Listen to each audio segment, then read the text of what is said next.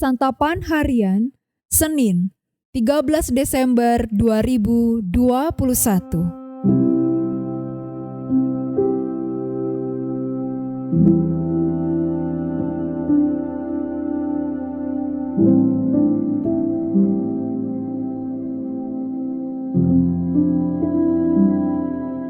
Inilah program Santapan Harian, sebuah program yang mengajak Anda menelusuri isi Alkitab, agar Anda menemukan makna firman Tuhan sesuai dengan konteksnya. Santapan Harian tertuju bagi Anda yang ingin memiliki kehidupan rohani yang segar, kuat, dan sigap.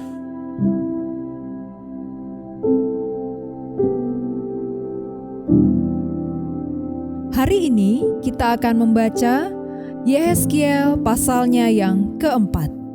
Namun sebelumnya, mari kita berdoa. Penuhilah hati ini dengan kasih-Mu ya Kristus, dan isilah diri ini dengan kebenaran firman-Mu. Di dalam Kristus Yesus, kami berdoa. Amin. Yehezkiel 4. Engkau anak manusia, ambillah sebuah batu bata, letakkan di hadapanmu, dan ukirlah di atasnya sebuah kota, yaitu Yerusalem. Ukirlah kota itu dalam keadaan terkepung. Dirikan sebuah benteng pengepungan. Timbun pula tanah menjadi tembok pengepungan. Tempatkan perkemahan tentara dan susun alat-alat pendobrak sekeliling kota itu. Lalu ambillah sebidang besi dan dirikanlah itu di antaramu dengan kota itu menjadi dinding besi. Kemudian tujukanlah wajahmu ke arah kota itu, sehingga kota itu dalam keadaan terkepung dan engkaulah yang mengepung dia. Inilah menjadi lambang bagi kaum Israel. Berbaringlah engkau pada sisi kirimu, dan aku akan menanggungkan hukuman kaum Israel atasmu. Berapa hari engkau berbaring demikian, selama itulah engkau menanggung hukuman mereka. Beginilah aku tentukan bagimu. Berapa tahun hukuman kaum Israel, sekian harilah engkau menanggung hukuman mereka, yaitu 390 hari. Kalau engkau sudah mengakhiri waktu ini, berbaringlah engkau untuk kedua kalinya. Tetapi pada sisi kananmu, dan tanggunglah hukuman kaum Yehuda 40 hari lamanya. Aku menentukan bagimu 1 hari untuk 1 tahun. Tujukanlah wajahmu kepada pengepungan Yerusalem, dan kepalkanlah tinjumu kepadanya, dan bernubuatlah melawan kota itu. Lihat, aku akan mengikat engkau dengan tali, sehingga engkau tidak dapat berbalik dari sisi yang satu ke sisi yang lain, sampai engkau mengakhiri waktu pengepunganmu itu. Selanjutnya ambillah gandum, jelai, kacang merah besar, kacang merah kecil, jawan, dan sekoi, dan taruhlah dalam 1 periuk, dan masaklah itu menjadi roti bagimu. Itulah makananmu selama engkau berbaring pada sisimu, yaitu 390 hari. Dan makananmu yang harus kau makan akan ditentukan timbangannya, yakni 20 shikal 1 hari. Makanlah itu pada waktu-waktu tertentu. Air minum pun bagimu akan ditentukan, 1/6 hin banyaknya. Minumlah itu pada waktu-waktu tertentu. Makanlah roti itu seperti roti jelai yang bundar, dan engkau harus membakarnya di atas kotoran manusia yang sudah kering di hadapan mereka. Selanjutnya Tuhan berfirman, Aku akan membuang orang Israel ke tengah-tengah bangsa-bangsa, dan demikianlah mereka akan memakan rotinya najis di sana.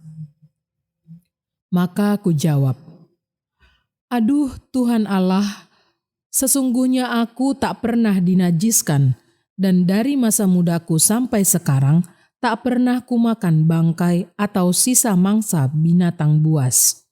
Lagi pula tak pernah masuk ke mulutku ini daging yang sudah basi.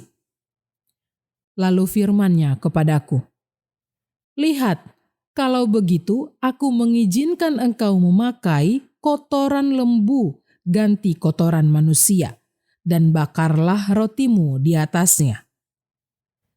Sesudah itu ia berfirman kepadaku, hai anak manusia, sesungguhnya aku akan memusnahkan persediaan makanan di Yerusalem, dan mereka akan memakan roti yang tertentu timbangannya dengan hati yang cemas. Juga mereka akan meminum air dalam ukuran terbatas dengan hati yang gundah gulana. Dengan maksud supaya mereka kekurangan makanan dan minuman, dan mereka semuanya menjadi gundah gulana, sehingga mereka hancur di dalam hukumannya.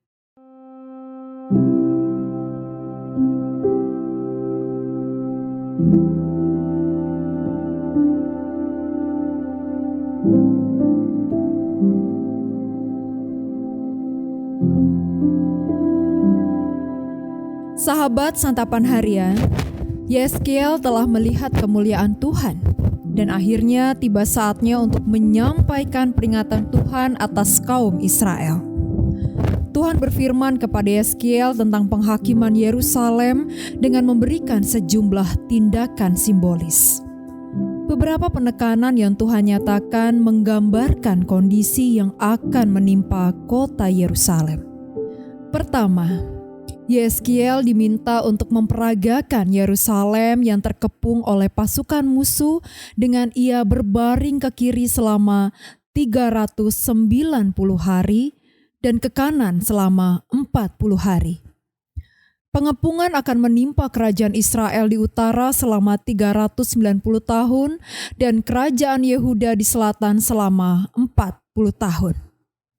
Kedua, Yeskiel juga diminta untuk makan dan minum seperti saat kota dikepung, yaitu roti dari campuran biji-bijian seberat 20 shikal atau sebesar 280 gram, dan air 1/6 hin atau 1 liter sehari.